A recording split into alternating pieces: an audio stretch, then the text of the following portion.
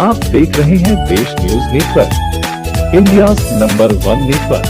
भारतीयों का निर्देश दिया, हमें लगता है कि हमारे डेलीगेट्स ऑब्जर्वर्स जो पार्टिसिपेंट्स हैं उनकी समझ में चीजें जरूर आई हैं और हम आगे का खड़े उतर करके अपने आप को उस लायक साबित करेंगे जिसकी अपेक्षा federation of bank of India staff unions को हमसे है। इसलिए कॉमरेड मैसेज करेगा। आपको बहुत बहुत धन्यवाद। सर्वप्रथम अपना परिचय दें सर। तो मेरा नाम दिनेश झा लल्लन है। मैं federation of bank of India staff unions का महासचिव हूँ और मैं आज यहाँ के लिए अधिवेशन Bank of India employ union Bihar राज्य का 20वां त्रैवार्षिक हो रहा है। उस सम्मेलन में मैं उपस्थित हुआ हूँ अपने साथियों के साथ।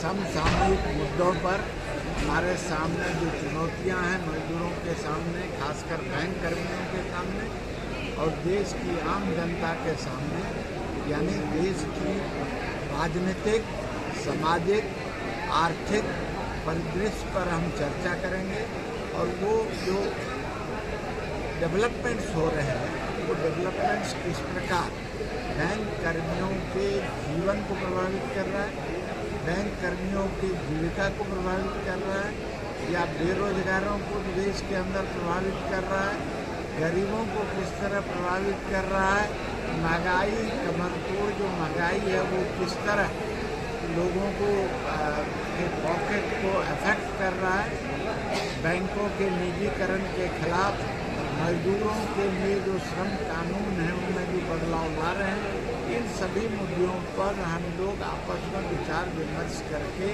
निर्णय लेंगे और सरकार के जो निर्णय हमारे हित में नहीं है उन सभी निर्णयों का विरोध करने का निर्णय लेंगे और हम आगे रणनीति तैयार करेंगे आंदोलन के खिलाफ किस तरह किया जाए। आंदोलन की रूपरेखा क्या होगी और कब करेंगे? रूपरेखा हम बाद में तय करेंगे। जो निर्वाचित कार्यकारिणी समिति होगी वो तय करेगी और राष्ट्रीय स्तर पर भी जो संगठन हैं वो तय करेंगी। उनके द्वारा तय किए गए आंदोलन के कार्यक्रमों के क्रियान्वयन के लिए भी हम किस तरह उसको सफल बनाएंगे उस पर भी हम विचार विमर्श करेंगे और अगले सत्र के लिए नए पदाधिकारी और कार्यकारिणी समितियों का चुनाव भी अधिवेशन। तारीख निर्धारित नहीं की गई अभी, आंदोलन की तारीख निर्धारित नहीं की गई है।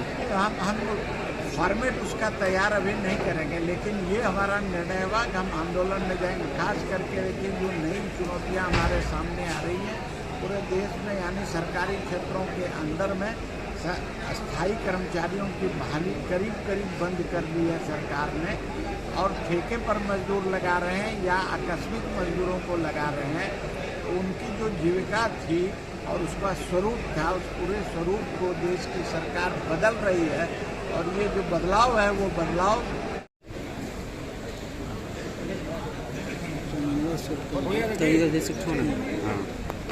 कार्यक्रम bank of India staff union Bihar का राज्य स्तरीय सम्मेलन है जो हमारे ऑर्गेनाइजेशनल रिक्वायरमेंट है उसको फुलफिल करने के लिए ये कॉन्फ्रेंस बुलाई गई है और इस कॉन्फ्रेंस में बैंक के सामने, देश के सामने जो वर्तमान ज्वलंत समस्याएं हैं उन पर चर्चा होगी और अंत में दलीय सत्र में नए नेतृत्व का, लीडरशिप का चुनाव होगा।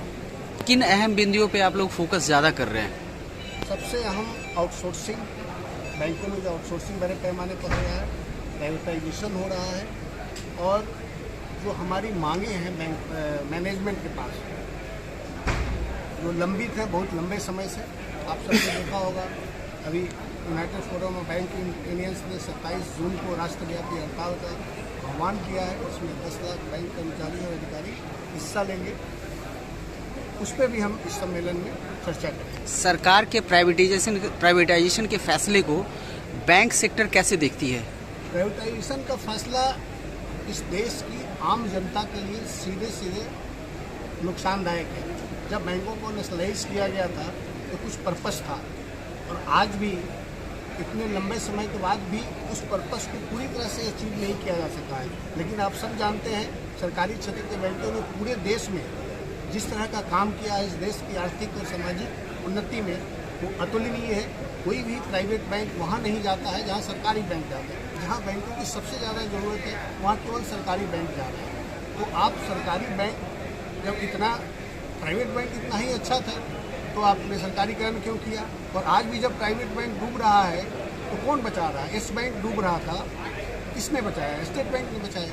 और इस तरह से न्यूमरस एग्जाम्पल है जहाँ प्राइवेट बैंक्स को मर्ज किया गया सरकारी क्षेत्र के बैंक में। चैनल के माध्यम से आप सरकार से क्या चैनल के माध्यम से हम सरकार से ये अनुरोध करना चाहते हैं कि जितने भी सरकारी क्षेत्र के बैंक हैं उनको और मजबूत किया जाए, उनमें रिक्रूटमेंट किया जाए सभी कैडर्स में, और बैंकों का शाखा विस्तार किया जाए, और देश की जो सामान्य जनता है, गरीब लोग हैं, ज़रूरतमंद लोग हैं, उनको और आर्थिक मदद पहुँचाने में सरकार सहयोग करे। आप अपना परिचय बताइए तो।